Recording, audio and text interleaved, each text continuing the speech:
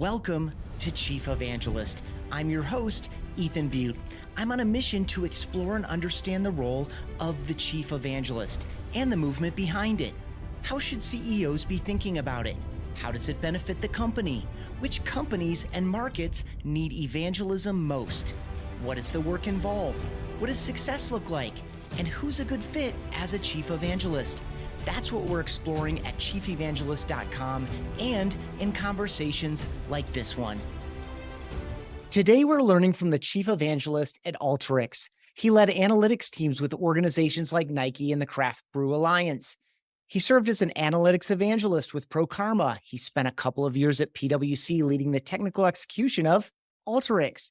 And to the book he's writing, the places he's speaking, and to conversations like this one, he brings passion, excitement, and raging optimism for analytics and data science. Joshua Burkhow, welcome to Chief Evangelist. Thank you, sir. Nice to be here. Yeah, so glad we connected. I don't know a ton about analytics and data science. Of course, have plenty of exposure as a relatively seasoned, generally speaking, business person. Yeah. I'm excited to get infected by your raging optimism for this topic. Before I ask you the standard opener, I'm going to deviate. Talk to me about raging optimism. Yeah. So I'm a pretty bubbly person by nature. I kind of joke that I'm naturally caffeinated from the moment I wake up till I get going. Very high energy person. So I try to preface that because not everybody's ready for it. Not everybody.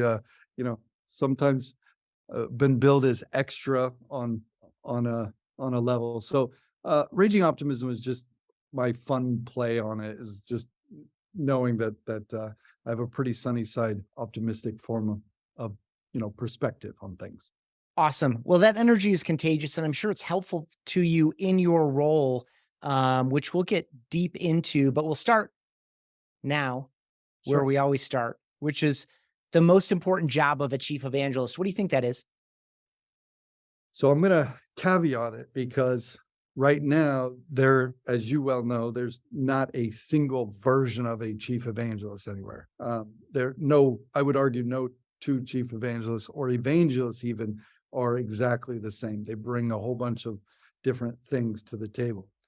What I would say is at an aggregate level, I would probably argue that in my realm, at least, it's product oriented. So we can talk about this more later, but I sit in product, and my evangelism is evangelism of a software product. And so I do spend a lot of time in that realm. So if I were to caveat and say, hey, that's the realm I play in, then the most important thing is showing the value or spreading the message of the value of the product. So a major way to do that is via demos, demonstrations of the product, talking about the different aspects of it, features of it, why it makes sense for a customer to want it. Where did your enthusiasm for data science and analytics at a high level, and Alteryx in particular, because you are deep into that as a product and as an ecosystem, I'm sure, or platform. I don't know how you all think about it, but where did that passion come from? So picked up early on that I was really into this idea that most things in life are a problem of sorts. And I don't mean problem in a negative context, but like something to solve. Whatever happens in our lives, what in business or personal, there are situations that we want to resolve in some way. So I've always kind of had that filter on. And when I started working, I was working at a global supply chain organization for a really, really big company. And it was just, the problems abound everywhere. And so I was just firing on all cylinders. I thought it was the coolest thing to be able to have these, people state these problems saying, hey, we're trying to figure out this. We're trying to, understand where these products are, how much value they're going to bring to our company, all those sort of things that come in a steady flow. I was just, I was firing on all cylinders. I love that aspect of it. And that having that foundation, if you talk to enough people that have been in analytics and data science long enough, that really have kind of gone through the ups and downs of learning the industry, learning, all the techniques and skills they need to stick around, you'll find that probably 99% of them are all problem solvers at heart. They really there's something really satisfying about that. So that's my foundation. That's at the end of the day, I don't like not knowing how something works. I had a little bit of an engineering mind, problem solving mind. I want to figure out how those things work. I want to resolve those problems. Now, when it comes to Alteryx, it was, it's kind of a story I tell often as part of my evangelism out to customers and other users, is that, working at that same company, I was putting in a good amount of hours, we're talking sometimes 70, 80-hour weeks. And the most awkward thing about it was I was really excited about it. I have tons of energy, but I was enjoying every moment of it, but it was a lot. I was putting in some serious hours, and I was like, yeah, probably not going to be able to sustain this too long. And I probably need to think about, how this is going to work. And coincidentally, I remember it very vividly, as if it was yesterday. It was a Friday afternoon. It was one of those stressful days, and I was like, this is going to be, if we don't do something about it, this is going to be rough. I had a whole team of analysts. We're all, firing on all cylinders. And one of my coworkers came over and said, hey, I saw this demo of this product that I think, could be good for me, but I think it'd be way better for you. And ran through it in five or 10 minutes and just, it was one of those moments, honestly, Ethan, it sounds so absolutely ridiculous, but I love saying it because it feels like this. It feels like the clouds parted, doves flew out, sun shone down on my desk, and angels started singing, because it was one of those moments where I was like, there's no way I was going to be able to go back. There was no way that I was going to be able to run everything manually, SQL statements, working in Excel sheets and stuff. It was so far gone from that instant moment. So that was when obviously I learned about Alteryx, and I became obsessed. I literally spent that whole weekend learning everything I possibly could, because part of it was I couldn't believe that I was thinking about this, and then all of a sudden it just appeared. That was kind of overwhelming in a positive way. But it started this whole trajectory that I have yet to get bored with, yet to find anything that gives me that sort of satisfaction, that feeling, or that ability. And even more so is, and we call this the aha moment. We call this in Alteryx lingo and lore, if you will. It's that moment when it's like everything clicks and you're like, holy smokes, this is amazing. And I see it, a couple times a week, every week, for customers and users that are just like, they finally get the same feeling. So really, really love it. Love it so much. Awesome. There's so many things in there that tie back to short stories we've heard on, I don't remember what episode this is going to be. Let's call it 20 something. Yeah. This my life will never be the same transformative moment. Mhm. I'm thinking of Guy Kawasaki and the way he talks about both Apple and, in my opinion, slightly to a lesser degree, Canva. Not that it's any less, but for him at that stage of his life, this is transformative. I need and want to tell other people about it. And then it connects to so many themes that everyone has had, like this idea of you were a practitioner, you're a real person on the front lines. Yeah. You're not a spokesperson for Alteryx. You're not a content creator for Alteryx, although you may be creating content. We'll get into what exactly kind of like a good week, good month looks like for you. It's this, I have been in the trenches. I have been on the wrong side of this, and I've been on the right side of this. And I encourage you to explore the right side of this situation with me. And that includes Alteryx.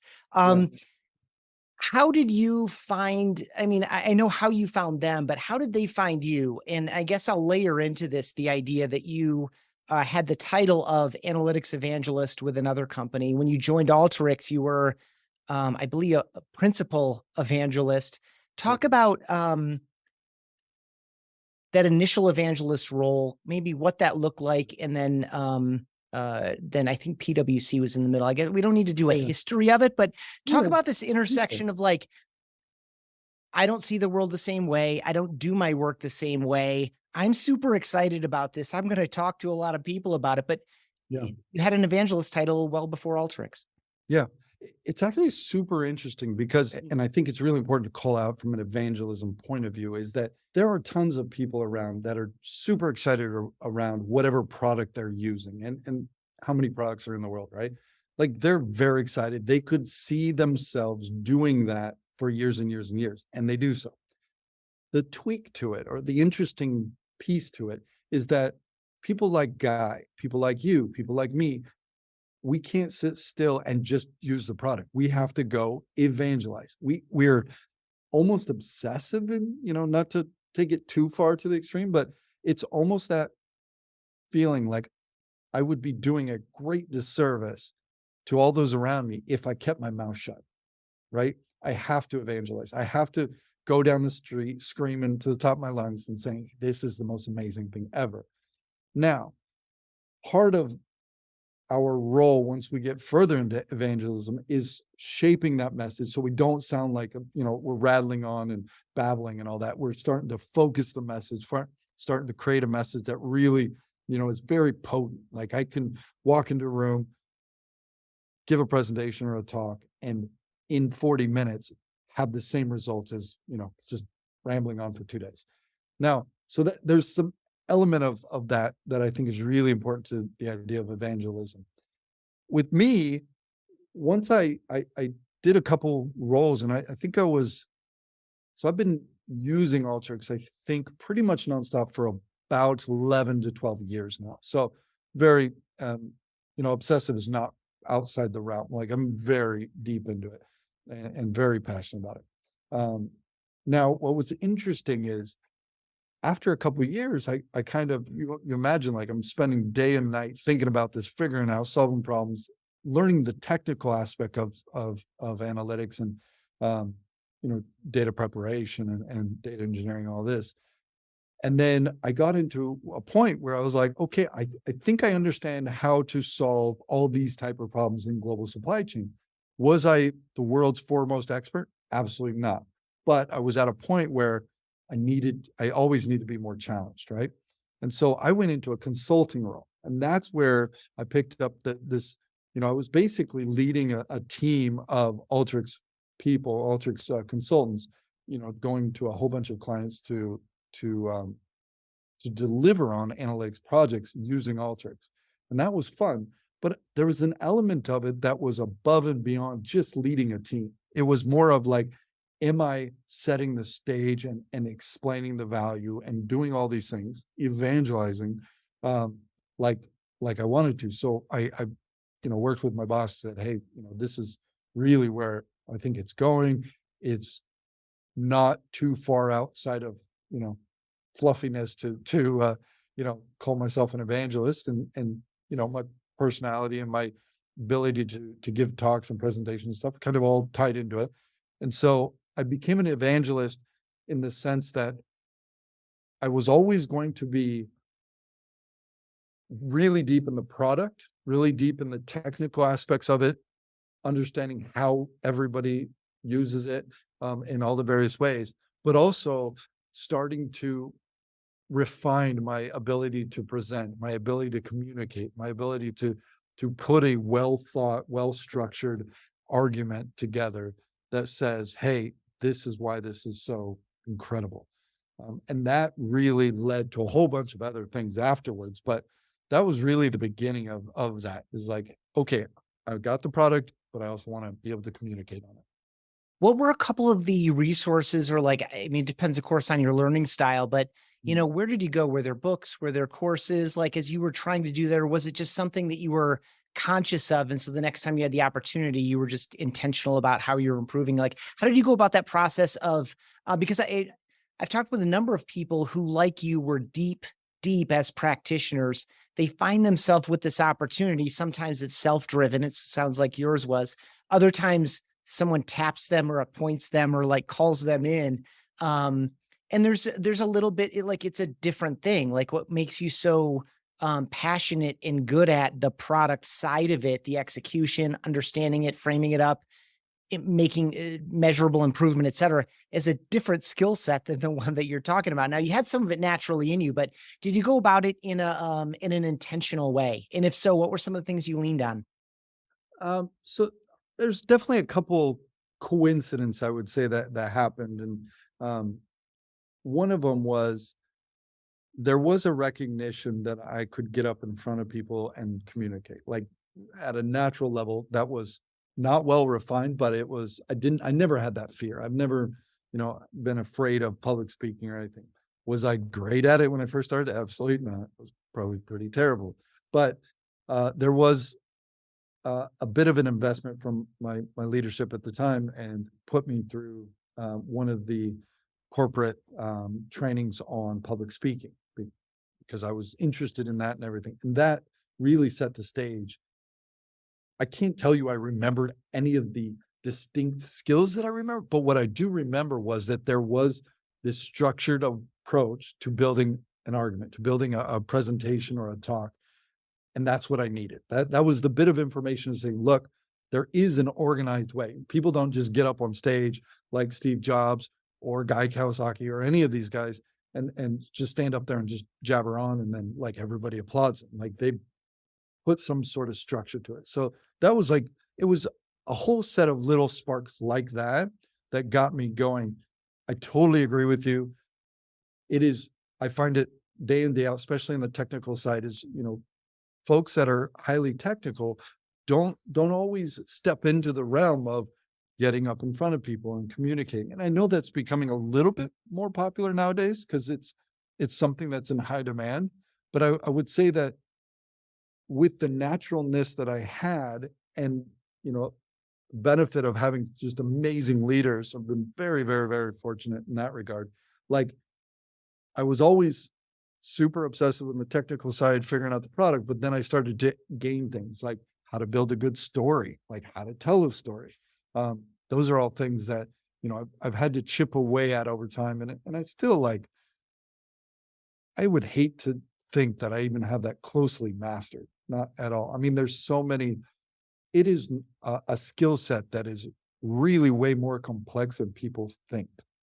Good storytelling is something that is very achievable. You can learn it, but there are people that are really, really good at it that have refined it over 30 years, 40 years, and still could make improvements.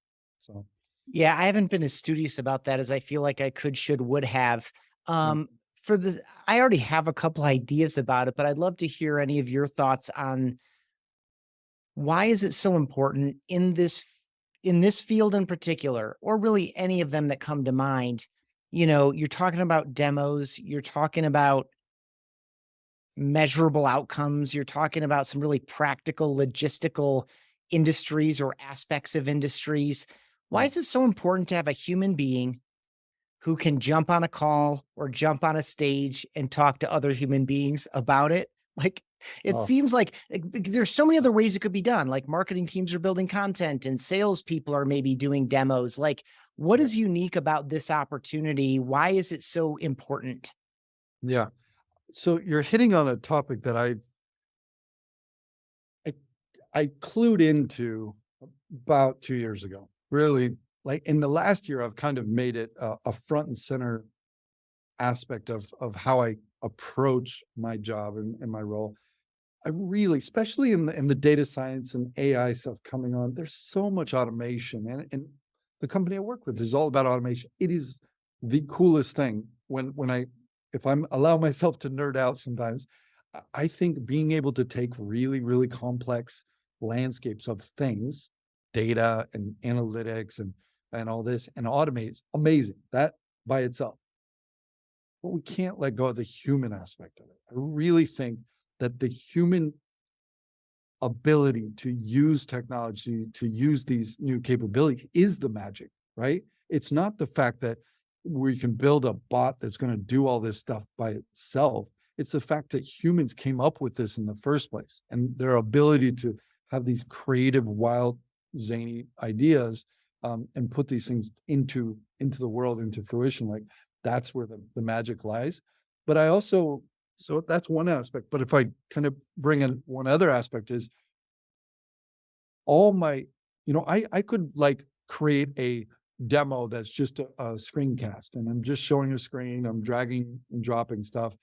And that has a certain level of value.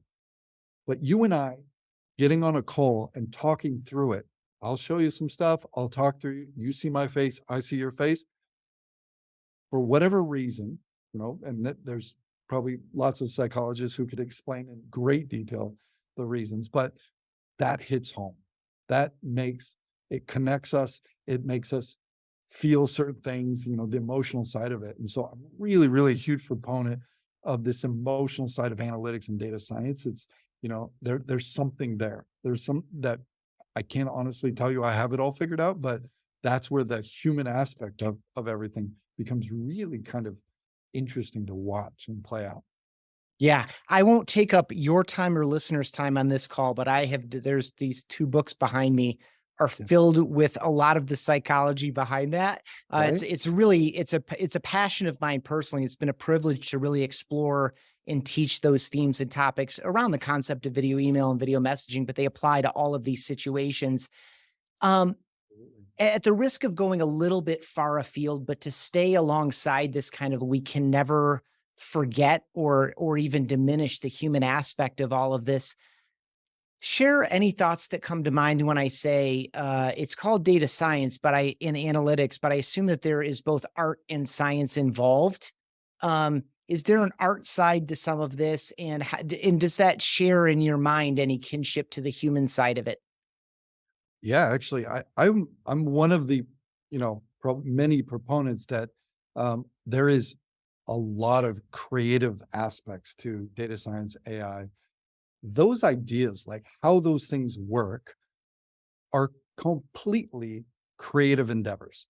Like they do not start just by a 1 and a 0, or some program. There has to be some creative thought that happens to this that pushes it into existence. So the foundation of it is artistic in general. Like that's I don't want to go as far as that's, the one and only, but I think the science part is trying to, follow the scientific method and understanding that that we can ask these questions and then we can go and through a set of process, we can try to answer them in a reliably repeatable way.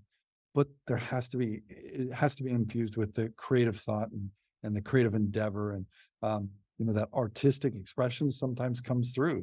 There's lots of examples of that as well. But I think there's something that we just, it's there the whole time. I don't think it's been a focus item because frankly, when you see stuff that, Chat GPT or any of these amazing technologies that are coming out are doing, like everybody's kind of hyper focused on the technology, but you're not thinking behind the scenes that someone had a creative thought about what if we could do this?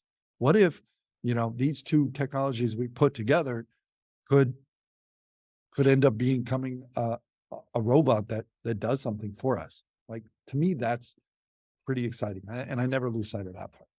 Yeah, and the way I've been talking about that dynamic a little bit is, I think of it like a musical instrument. Like a guitar is cool, it looks nice hanging on a wall or something, but it's real magic is when someone picks it up and plays. And I think the same thing about the art of prompting something and re-prompting, et cetera. Like there's an art to it, and the people that do it well are the people that approach it with creativity, because it's not going to give you anything on its own.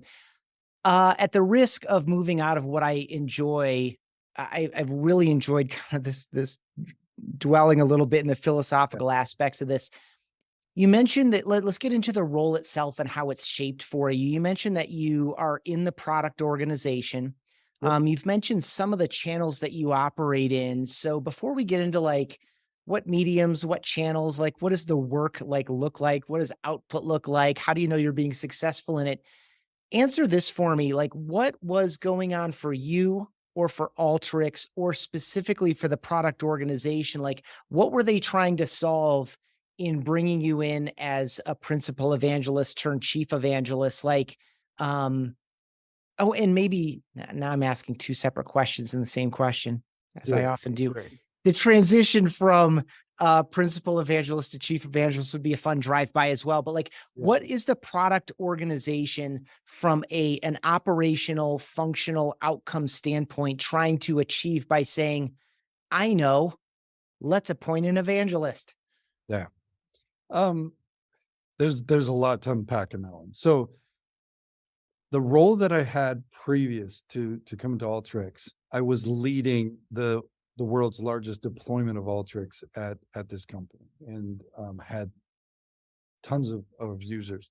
Um, the interesting part of it was that really kind of bookended a little bit of my experience with Alteryx, in that I understood at one level how individual users use the product, and from a whole variety of ways, because Alteryx is one of these tools that just has unbelievable amounts of capability in the data analytics space. And so much so that I often use as a soundbite is that, even myself, as being, one of the Alteryx aces, which is our kind of global super users, and having done it nonstop for basically 11 to 12 years, I've probably figured out or used 50 to 75% of the capability only. Like, there's so much more that I mean, every day I get to see something that I never even in my wildest dreams would have come up with, because my creativity doesn't land in that realm, but seeing it through other people's eyes. So that's one thing. Now, so I had this pretty decent background, both in depth from Alteryx point of view, but also at scale. And this is a really important topic when it comes to Alteryx, because we now have cloud, Alteryx Analytics Cloud, which is an amazing innovation. And so I needed to really understand Alteryx at a user level, all the way up to how does the world's largest organizations use Alteryx as well to do this. And so if we kind of tie it back to the evangelism aspect, is I need to be able to understand and communicate that concepts, or that construct, if you will, to all these other customers, and say, look what's possible, and really kind of get them excited about it. Obviously, I was already excited about it. But now, when we talk about kind of becoming principal evangelist, my current boss and his boss, they came from a previous company, which I won't name out, but they had already kind of implemented this idea of an evangelist. And it was, evangelism is I would argue, in analytics, you look across big companies like AWS and Google and stuff, there's evangelists out there, and various flavors of them. You'll hear like tech evangelist, product evangelist, all that sort of thing. And so they had already kind of implemented this at another company and saw a lot of great results. And so they, went to look for it, and they really, what I think they did, trying to take myself out of this picture for a second, just to be a bit objective here. What they really were going after was someone who has the technical chops to handle the product at a deep level, but also could communicate in one form or another.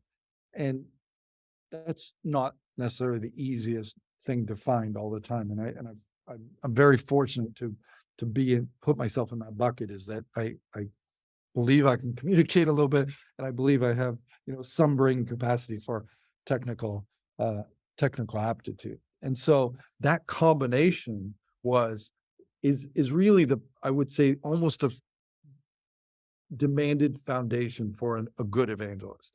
Now, whether we become great or not is a whole nother argument, but just the foundation needs to be someone who has and the technical chops can be relatively applicable to where it is. And I'm talking mostly about from a product evangelist point of view, but I would say the premium is higher on a technical evangelist, because kind of expected to be a technical guru on that, and be able to communicate. So that was the stepping stone into a principal evangelist role. But now we start to think about, how do we scale this? It can't be just the Joshua show or the Ethan show or the Guy Kawasaki show. Like there has to be this element of how do we make this almost like an organization that is within a company that could produce results in this landscape in a scalable manner, right? So how do we do that as a function? How do we think about this from an organizational point of view? Where does that fit? How do they, continually provide value? And how do they grow and expand to become better as a organizational function? So that's, I think, the interesting, where my head's at right now is, looking at people like Guy Kawasaki and others who have been around the block a little bit and have some perspectives on what that means to an organization. In the context of where you are now, let's just set teams aside, and maybe we'll reconnect whenever the appropriate time is to talk about how you designed and implemented a team. What are good results for you now? And you can approach this one way. You could approach this either, what have you agreed with some of the leaders around you as these are some of the things we're going to look for as signs of success, or these are the things I'm going to get done. Or you could take it really even specifically, like you wrote a book that's coming out from O'Reilly. You mentioned demos, you mentioned speaking. I don't know if you did that in this context, but I know that you speak a lot, as you have in this conversation. So however you want to approach it, like what does success look like? How do you know that you're successful? And I guess because everyone wonders this, who's in the role or thinking about implementing it, how does the organization, how demanding is the organization on a specific measurable outcome, or is it one of trust and vision? Yeah. So probably the best question there is for an evangelist, because I would argue it's the single question that will put you on your toes. It makes you nervous because it should, right? And it should, because it's a fairly nebulous sort of perspective that is sometimes hard to measure. And there are aspects that you can measure to know that you're doing something positive. And I'll give a couple examples in a sec, but like there is no, like sales, there's a sales number, marketing, there's, some sort of return, finance, obviously, like there's all these organizational kind of feedback loops that say, hey, we're on the right track. We're making our sales number. We're cutting our costs. These are things that are very strong and blatant and very clear that can be good measuring sticks. In evangelism, frankly, I would argue there isn't, but there are doors open to be creative about it. Now, and I'll make it more specific now. So one of the things that I do is I give presentations to customers, and mostly large customers. And the assumption is that I'm going for impact, right? I want, my role has to have a fairly significant level of impact to a customer. And so part of that opens the doors to what do I think is highly impactful to a customer, knowing all the stuff that I've done, my role as a technical person, expert, if you will, consulting, all that stuff. Like what do I bring back and say, oh, I know this one topic or this theme or this idea is going to be very important for this customer. And then where do the sales folks that I'm working with, or the product leaders, or any of the people I'm working with, inside Alteryx or outside, that are going to help me validate the level of impact. If I have a 30-minute meeting with a customer and that leads them to a significant amount of spend, there's a level of impact in there that could be essentially can be measured, is where I'm getting at. Now, if I get up in front of 3,000 customers and do a keynote that will have the same level of impact on each of those individuals, now you're thinking more, okay, holy holy smokes, now there's a level of impact that is orders of magnitude higher. And so that's where my mind's always at. My mind's always at, like, am I going to influence positively a landscape of customers that will either change their mind, right? They'll either be like, oh, I didn't know that Alteryx could do this. I didn't think that this was capable, but now after hearing Joshua, like, perfect.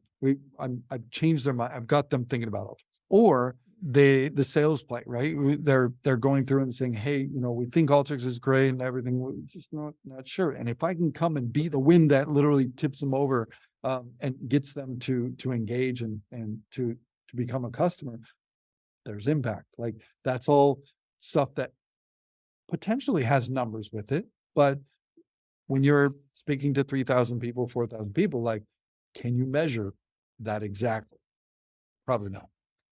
But at the end of the day, like, the number one thing I would argue, at least from my perspective, and I'm, learning just as much as everybody else, but it's always being hell-bent on impact, positive impact, and making that stride. I just think, depending on your organization, your level of sophistication, how well is the data and analytics in your company, you might have some levers that can help you to better measure those levels of impacts. The last thing I'll just put out there is, I am really, really big, and kind of to the point of ad nauseum, is like, I always, after everything I do, I'm like, okay, give me feedback. Tell me, did I make the impact that I thought I would? Did that go well? How do you think it went? Because I'm, one person, and I can only think through that through my own eyes. And I might think it was the greatest thing since sliced bread, but the customer or the salesperson might be like, yeah, not so much, or they might say the reverse.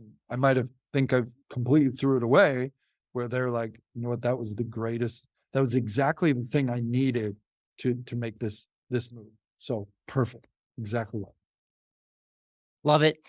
Talk about the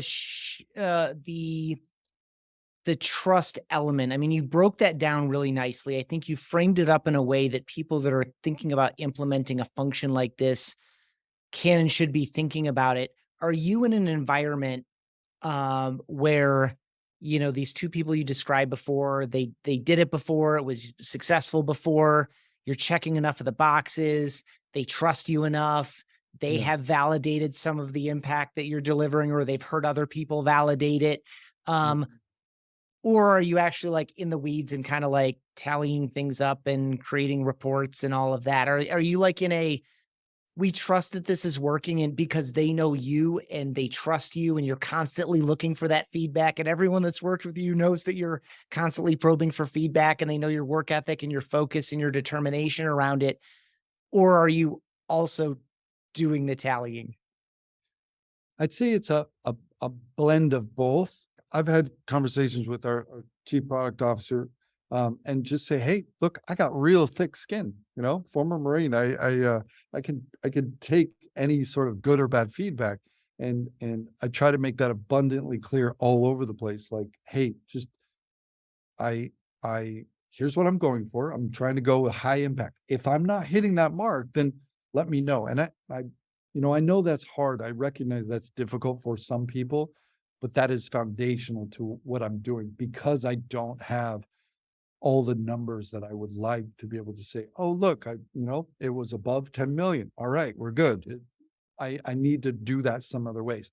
Now, having said that, I'm also big, like, when I get a customer email that says, hey, Joshua did great, and this is what we needed, something to that effect, as is almost both simple and, like, silly as it sounds, I put that to a kudos folder and I save those. And I save those because, one, it lets me know that I'm still on track and I'm still doing it. Like, even when I have my moments where I'm like, oh, I just don't think I hit the mark on this one, I can go back and see that I'm getting there. The other part is the conversation I have with my boss is very open and candid, where, I'm constantly looking, hey, did I get here? Am I on the spot?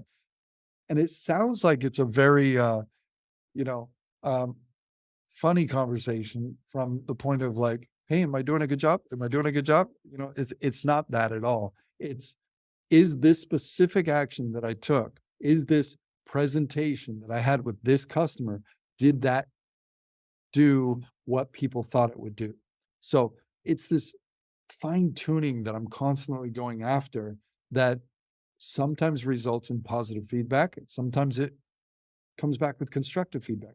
And I like both. I don't get my feelings hurt, to be candid about constructive feedback. I know that's good. I got something to work on and improve.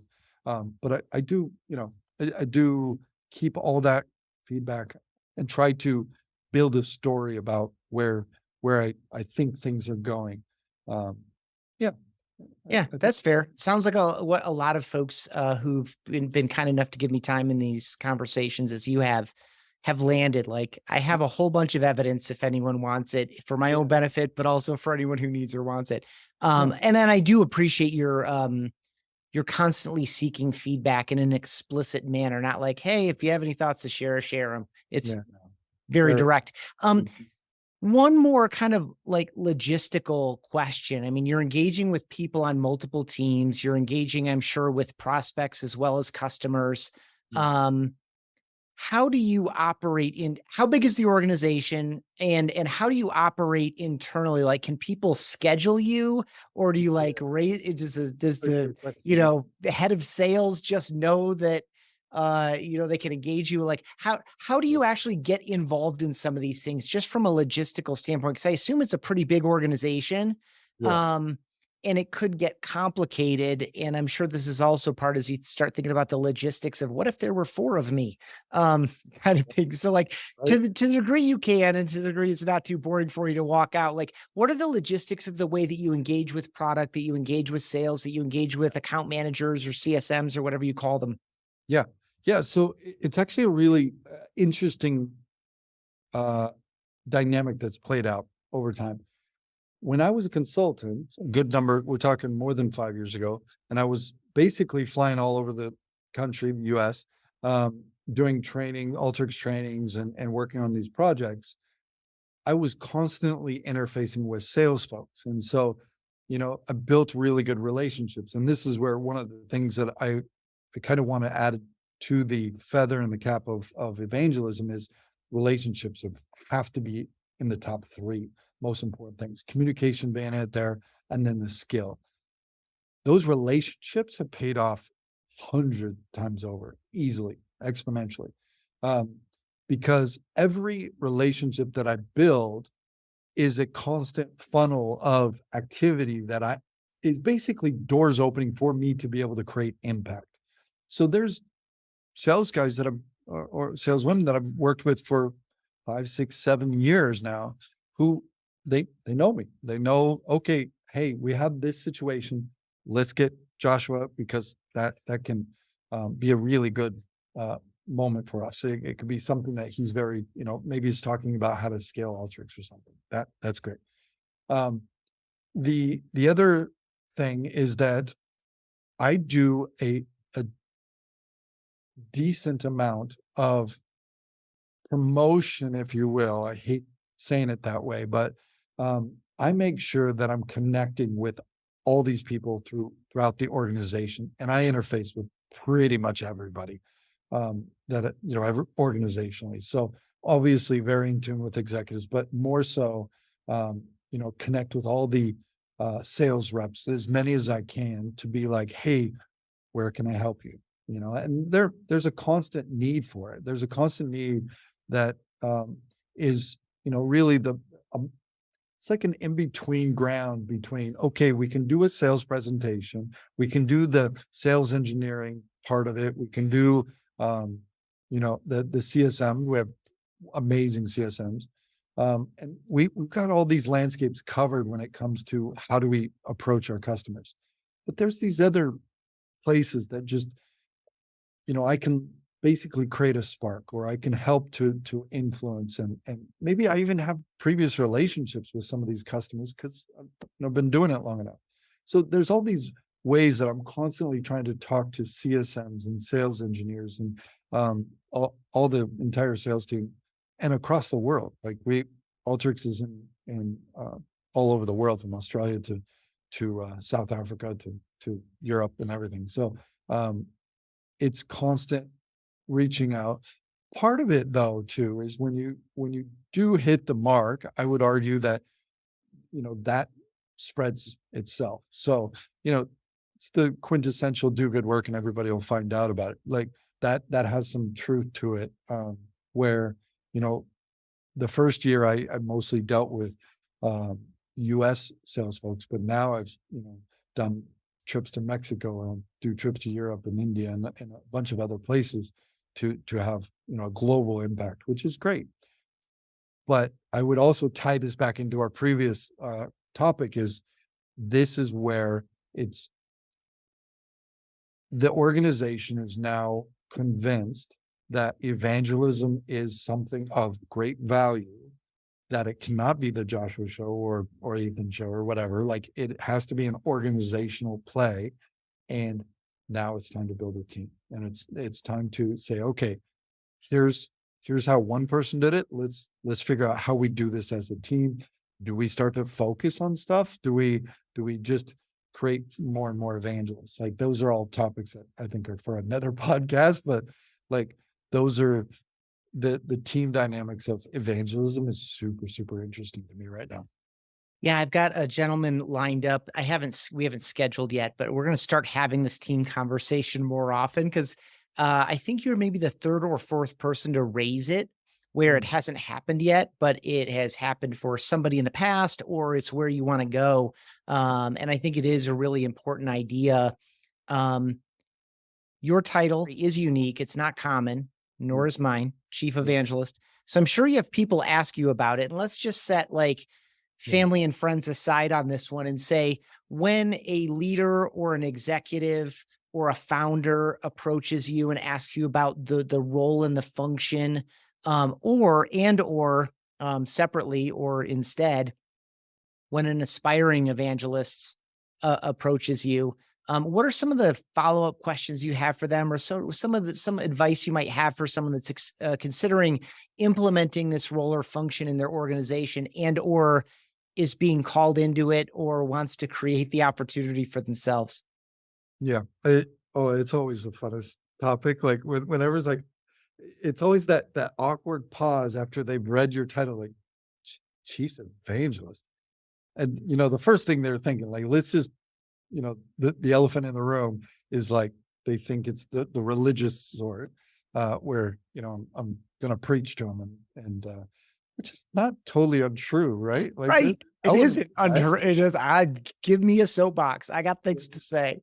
It's really that. So like, I kind of find it quite, I like to play with, I like to have fun, obviously, super, positive, but I always cater it to the person that's asking. And so I'll, not really in a sales way, but I'll qualify it. So, if an exec is asking it, I'm going to show them from a organizational point of view, like, why is evangelism as a thing so important? And so my conversation line will go that way. But if it's, someone who's really obsessive about the product, this is actually one of the largest challenges I specifically have as the chief evangelist at Alteryx is there are thousands of customers who are raging fans. Like, they love Alteryx. They will scream it off, off every mountaintop there is. They're hyper, obsessive as me, which is fantastic, but it's super challenging. Like, because there's so many potential evangelists that, really it's okay. I got to up my game, right? I got to come to, work on high every time. And because it's like, how do I make sure that we're tapping into all that energy and all that passion and all that folks, how do we make that valuable for everybody we're talking to? So when I talk to people who want to get into evangelism, and maybe they're, technical, maybe they're, maybe they've, product person or whatever, like 100 different ways till Sunday. I really focus on those two simple. I try to break things down simply. I say, hey, do you have the technical competency to be, toe to toe with any other user? And that's sometimes makes people uncomfortable, but there has to be a level where like, yeah, I'm decent, I don't go around saying I'm the, God's gift to Alteryx. There are people that are way smarter than me on that, but I like to believe that You did write the book on it, for what that's worth. I know that's hard to get away with, right? But like there is an element where you have to come and say, yeah, I think I'm pretty decent, right? And I'm able to hold my own. Perfect. Now, where it really where the evangelism really starts to kind of peek through and shine and become something that yeah, you're probably one that wants to go after it, is your inability to shut up, your inability to not tell everybody. I mean, that has to be there. And I'm not saying that it should be forced or anything, but there should be this feeling like, this is so awesome. I want all my friends to know about it, and I have, I have no problem telling all my friends or all my coworkers or all my potential customers about it. But there has to be a little bit of that element in there to be like, I want to show you how cool this thing is. And that I've never been able to turn off if I tried, right? It's always like, you're not going to believe this. You got to see this, that sort of play. And that's really again, try to approach everybody within the context that they, called reading the room, right? Read the room, figure out where they're going to understand it, because this is one of the unique dynamics of our role as chief evangelist, is there are 50 different understandings of what we do, and each one of them are correct.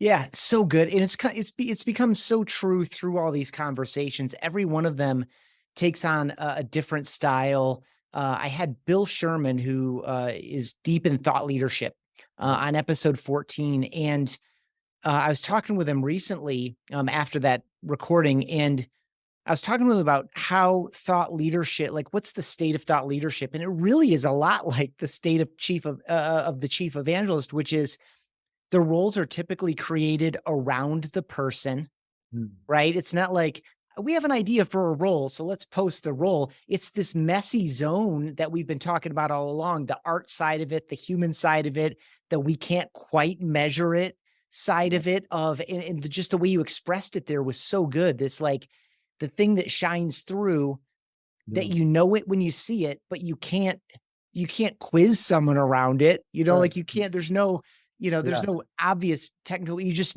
feel it when you feel it, you see it when you see it, you know it when you see it. This person has it for this concept, for this product, for this challenge, for this opportunity. So good. I'm going to close with one of my favorite questions, which is, Joshua, what is something that you find yourself evangelizing in your own personal life, or perhaps have even been accused of evangelizing by someone close to you? Oh, so it's the raging optimism. It's I've gotten called out for having toxic positivity, right? I just I'm a positive guy, but in a very practical sense. I don't really think that everything in life is absolutely flawlessly perfect, but I think we have a lot of say into how we approach it and how we believe it, and how we handle our toughest challenges. And from my side, I just tend to approach it very positively and can-do attitude. Hey, we're going to get through this. No worries. So I'm constantly kind of pushing that agenda, with friends, family, and coworkers. It's just show up, have fun. You'll if anybody wants to follow me on LinkedIn, I mean, you'll see this. I have a happy fun Friday post I do every week where I'm hitting that nerve. I want people. Sometimes it's hey, wear your swag, wear your best t-shirt. Let's have some fun.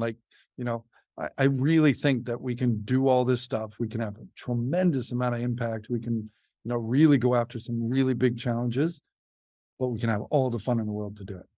And so I usually try to push that. So good. And it's so contagious. I've enjoyed this conversation. I had probably 15 questions as sub questions. I was I got to keep these under an hour. So we'll definitely have another conversation about it. I'm so glad we connected. For folks listening, he is Joshua Burkhow, Burkhow. Hit him up on LinkedIn. He just invited you to do so. By the way, if people want to learn more about your work, learn more about Alteryx, is there anywhere else you'd send them, or send them all to LinkedIn?